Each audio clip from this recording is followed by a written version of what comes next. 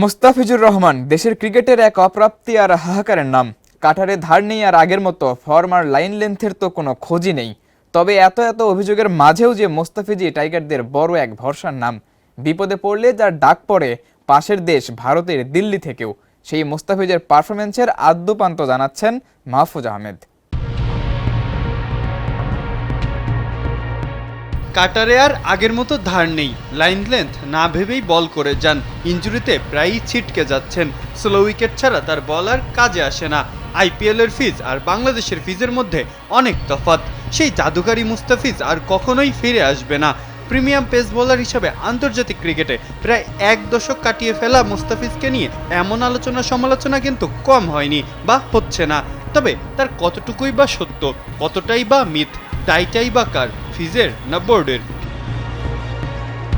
পরিসংখ্যান বলছে বাংলাদেশের হয়ে টি-20তে অন্যতম সফল বোলার মুস্তাফিজ।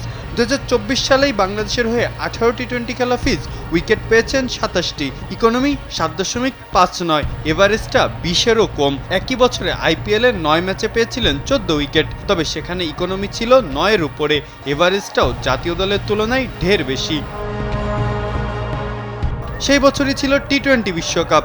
7 ম্যাচ খেলা মুস্তাফিজ শুধুমাত্র ভারত ম্যাচ বাদে ছিলেন দুর্দান্ত ছন্দে। ভারত আর অস্ট্রেলিয়ার বিপক্ষে তুলনামূলক খরুচে বোলিং করলেও টুর্নামেন্ট শেষ করেছিলেন 5.5-এরও কম ইকোনমিতে। তবে এরপরই ছন্দ হারিয়েছিলেন ফিজ। ভারতের মাটিতে টি-20 সিরিজ বা বিপিএল সবখানেই বল হাতে মুস্তাফিজ ছিলেন একদমই সাদামাটা। আরও একবার রব উঠে মুস্তাফিজের দিন একদমই নাকি চলে গেছে। একদিকে অফ ফর্ম, ইনজুরি, অন্যদিকে একাধিক পেসারের আবির্ভাব, সব মিলিয়ে যেন আড়ালেই চলে যেতে থাকেন মুস্তাফিজ। তবে আসলেই কি ফিজের দিন শেষ, নাকি তার দিনের আলোকে কখনো এই অন্ধকার পাড়ায় কেউ সঠিকভাবে পৌঁছাতেই দেয়নি?